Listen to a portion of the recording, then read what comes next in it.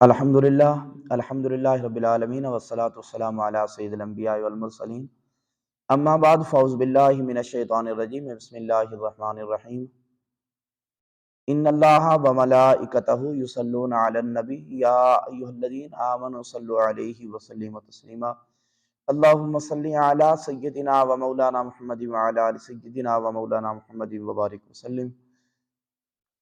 السلام علیکم ورحمۃ اللہ وبرکاتہ۔ میرے تمام ناظرین، امید واسع کہ سب خیریت سے ہوں گے۔ رب تعالیٰ سب کو اپنی امان عطا فرمائے۔ الحمدللہ ہمارا یہ درس و تدریس کا سلسلہ جو ہے وہ جاری و ساری ہے، اور مسائل پر ہمارا یہ جو دوسری ہماری ویڈیو ہے وہ الحمدللہ ہو رہی ہے، اور ان جو سابقہ میری ویڈیو تھی اس میں نے فرائض اور واجبات کا ذکر کیا تھا کہ نماز کے جو فرائض ہیں اور نماز کے جو شرائط ہیں وہ کون کون سی ہیں۔ تو آج کی ویڈیو میں نماز کے جو واجبات ہیں وہ کتنے ہیں اور کون کون سے ہیں، تو وہ آپ کے گوش گزار کرنے کی جسارت کر رہا ہوں۔ رب تعالیٰ مجھے اور آپ کو اس سے نفع عطا فرمائے۔ ناظرین، ایک مسئلہ سیکھنا 100 سال کی عبادت سے بہتر ہوتا ہے۔ ایک مسئلہ اگر سمجھ آ جائے، اگر ایک مسئلہ یاد ہو جائے تو وہ کئی عبادتوں پر فوقیت اور اہمیت رکھتا ہے۔ تو دوستو، یہ الحمدللہ جو ہم درس و تدریس کا معاملہ کر رہے ہیں، یہ جو سلسلہ الحمدللہ جاری و ساری ہے، تو دوستو کوشش کرنا کہ اس ویڈیو کو پورا دیکھنا، انشاءاللہ تعالی اس سے آپ کو فائدہ ہوگا۔ آج یہ جو واجبات ہیں وہ ہم سٹارٹ کرنے جا رہے ہیں۔ نماز کا پہلا واجب تکبیر تحریمہ اللہ اکبر جو ہے، لفظ اللہ اکبر پر سے نماز کو شروع کرنا، یہ پہلا واجب کہلاتا ہے۔ اور دوسرا واجب جو ہے وہ ثنا کے بعد سورۃ فاتحہ الحمدللہ رب العالمین، یہ پوری سورۃ فاتحہ پڑھنا۔ اس میں 7 آیتیں ہیں، تو 7 آیتوں کا پڑھنا نماز میں واجب ہے۔ فرض کی پہلی 2 رکعتوں کی بات کر رہا ہوں۔ فرض کی پہلی 2 رکعتوں میں اور نفل اور سنت کی ہر رکعت میں سورۃ فاتحہ پڑھنا اور فاتحہ کی 7 آیتوں کو پڑھنا یہ واجب کہلاتا ہے۔ اور اس سورۃ فاتحہ کے بعد پھر آگے کوئی سورت ملانا، کوئی چھوٹی سورت ہو یا پھر کم سے کم 3 آیتوں کی مقدار، 3 آیتیں ہوں جو ایک سورت کے چھوٹی سورت کے برابر ٹھہرتی ہوں، تو سورۃ فاتحہ کے بعد سورت کا ملانا یہ بھی واجب ہے۔ اور فرض نماز کی پہلی 2 رکعتوں میں قرات جو ہے یہ واجب کہلاتی ہے، یہ بھی واجب ہے۔ اور پھر اس کے بعد آگے والا فرض یہ ہے کہ الحمدللہ کے بعد سورت ملانا فرض کی پہلی 2 رکعتوں میں، اور باقی جو نفل اور سنت ہے اس کی ہر رکعت میں سورت فاتحہ کے بعد سورت ملانا یہ بھی واجب ہے۔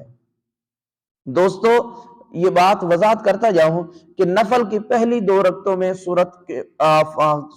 الحمدللہ کے بعد سورت ملائی جاتی ہے، جبکہ نفل اور سنتوں کی ہر رکعت میں الحمدللہ کے بعد سورت ملائی جاتی ہے۔ تو یہاں پر ہماری بات ہو رہی ہے کہ سورت فاتحہ کے بعد الحمدللہ کے بعد سورت ملانا فرضوں کی پہلی 2 رکعتوں میں اور نفل اور سنت کی ہر رکعت میں یہ واجب کہلاتا ہے۔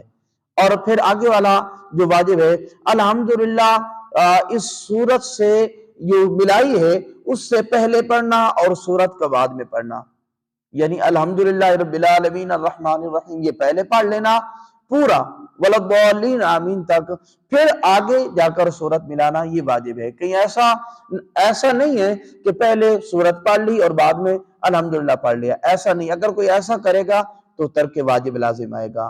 تو اس کے بعد ہر رکعت میں ایک بار الحمدللہ پڑھنا یہ واجب ہے۔ سورہ الحمدللہ کا تکرار بھی یہ ترک واجب کا سبب بنتا ہے۔ ایک بار الحمدللہ پڑھنا یہ واجب ہے، اور الحمدللہ اور سورت کے درمیان فاصلہ نہ ہو۔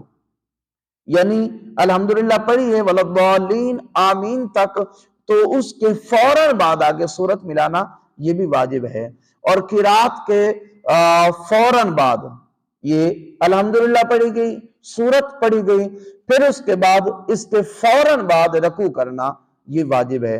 رکوع کرنا بذات رکوع جو ہے وہ فرض ہے، لیکن سورت پڑھنے کے بعد، سورت فاتحہ کے بعد سورت ملائی تو اس کے فوراً بعد رکوع کرنا یہ واجب ہے۔ اور پھر رکوع کے بعد سجدے کرنا یہ ہے تو فرض، لیکن فوراً بعد کرنا، ایک سجدے کے بعد دوسرا سجدہ کرنا یہ بھی واجب ہے۔ اگر کوئی بھول جاتا ہے، ایک سجدہ کر لیتا ہے اور دوسرا سجدہ بھول جاتا ہے، تو اگر نماز کے اندر اندر وہ اس سجدے کی قضا کر لیتا ہے، لٹا لیتا ہے، آگے والی لاسٹ والی رکعت میں 3 کر لیتا ہے، تو پھر بھی اس پر سجدہ سہو لازم ہوگا۔ اس نے ترک واجب کیا ہے، تو اس وجہ سے ایک سجدے کے فوراً دوسرا سجدہ کرنا یہ بھی واجب ہے۔ اور پھر اس کے بعد تعدیل ارکان۔ تعدیل ارکان کیا ہے کہ رکوع کیا ہے تو رکوع کرنے کے بعد اوپر جب کھڑے ہوتے ہیں، قومہ ہوتا ہے، اوپر کھڑے ہوتے ہیں، تو اوپر کھڑے ہونے کے بعد اتنا ٹھہرنا کہ کم سے کم ایک بار سبحان اللہ کہنے کی مقدار جو ہے وہ بن جائے، تو اتنا ٹھہرنا یہ۔ اور پھر اس کے بعد سجدہ کیا ہے، ایک سجدے کے کرنے کے بعد پھر اوپر سجدہ اٹھ کر بیٹھنا، اور پھر اتنی دیر بیٹھنا کہ کم سے کم ایک بار سبحان اللہ کہنے کی مقدار بن جائے، اتنی دیر بیٹھنا، پھر اس کے بعد آگے والا سجدہ کرنا، یہ تعدیل ارکان کہلاتا ہے۔ تو تعدیل ارکان بھی نماز میں واجب ہیں۔ اگر کوئی تعدیل ارکان نہیں کرتا، کچھ دیکھنے میں آتا ہے کہ رکوع کیا ہے تو ابھی کمر سیدھی نہیں ہوتی، تو فوراً آگے سجدے میں چلے جاتے ہیں۔ پھر ایک سجدہ کیا ہے تو اوپر سر تھوڑا سا اٹھتا ہے، ہاتھ وہیں ٹکنوں پر ہوتے ہیں، پھر زمین پر سجدہ کی طرف چلے جاتے ہیں۔ تو یہ تعدیل ارکان اس سے نہیں ہوتے، اور جو واجب ہیں اگر واجب نہ ہو تو پھر نماز نہیں ہوتی۔ تو اس لیے تعدیل ارکان بھی نماز میں واجب ہیں۔ پھر اس کے بعد قاعدہ اولیٰ، 4 رکعتیں پڑھ رہے ہیں تو 4 رکعتیں پڑھتے ہوئے جب 2 رکعتوں کے بعد بیٹھتے ہیں تو یہ قاعدہ اولیٰ کہلاتا ہے۔ تو قاعدہ اولیٰ جو ہے یہ بھی نماز میں واجب ہے۔ پھر اس کے بعد دونوں قاعدوں میں التحیات پڑھنا، یہ التحیات للہ والصلوات والطیبات، یہ پڑھ کر اشہد اللہ الہ الا اللہ واشہد ان محمد عبدہ ورسولہ، درود شریف سے پہلے تک یہ التحیات پوری پڑھنا جو ہے دونوں قاعدوں میں یہ واجب کہلاتا ہے۔ پہلا قاعدہ واجب ہے اور دونوں قاعدوں میں التحیات پڑھنا واجب ہے، آخری قاعدہ جو ہے وہ رکن اور فرض کہلاتا ہے۔ اور پھر وتر میں دعائے قنوت پڑھنا یہ بھی واجب ہے۔ اور پھر عیدین میں جو زید تکبیریں ہیں یہ بھی واجب ہیں۔ جو مغرب، عشاء اور فجر یہ سری نمازیں کہلاتی ہیں، ان میں امام کو بلند آواز سے قرات کرنا واجب ہے۔ ظہر اور عصر جو ہے یہ جہری نمازیں کہلاتی ہیں، اس میں جو مغرب، عشاء اور فجر ہیں یہ جہری نمازیں ہیں، تو ان جہری نمازوں میں امام کا بلند آواز سے قرات کرنا یہ واجب ہے۔ اور اسی طرح ظہر اور عصر جو ہیں یہ سری نمازیں ہیں، ان میں امام کا قرات کرنا ایست آواز میں یہ بھی واجب ہے۔ اور چاہے سری نماز ہو یا پھر جہری نماز ہو، امام جب قرات کر رہا ہو تو پیچھے مقتدی کا خاموشی کے ساتھ کھڑے ہونا یہ بھی واجب ہے۔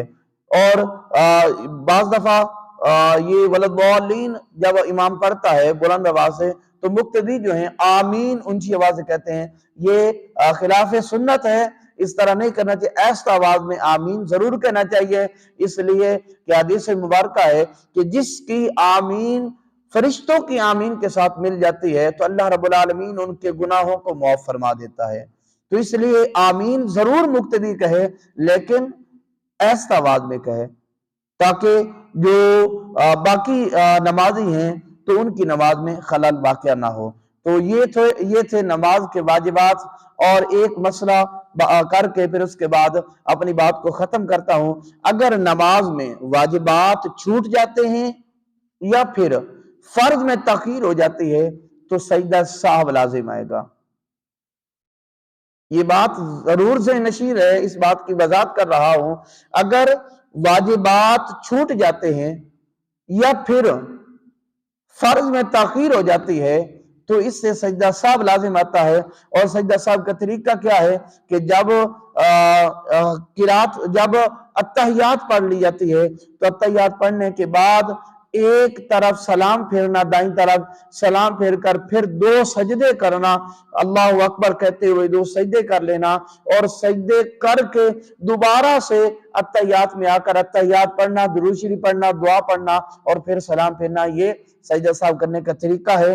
تو جو ایسا کر لیتا ہے، اگر فرض میں تاخیر ہو گئی یا پھر واجب چھوٹ گیا تو اس کی وجہ سے سجدہ سہو کر لیتا ہے تو اس کی نماز پوری ہو جائے گی، اس کی نماز میں کوئی ثواب میں بھی کمی نہیں ہوگی، اور رب تعالیٰ نے یہ حضور علیہ السلام کی امت پر فضل کیا، اور یہ طریقہ جو ہے یہ میرے آقا کریم صلی اللہ علیہ وآلہ وبارک وسلم کا عطا کیا ہوا ہے۔ اگر کوئی نمازی نماز میں بھول جاتا ہے تو بھولنے کے بعد سجدہ سہو کر لیتا ہے تو اس کی نماز مکمل ہو جاتی ہے، اور اس کی نماز میں بھی، اس کے نماز کے ثواب میں بھی کمی واقعہ نہیں ہوتی۔ اللہ رب العالمین ہم سب کو عمل کی توفیق عطا فرمائے اور ہم سب کے لیے کار خیر ثابت ہو یہ ویڈیو۔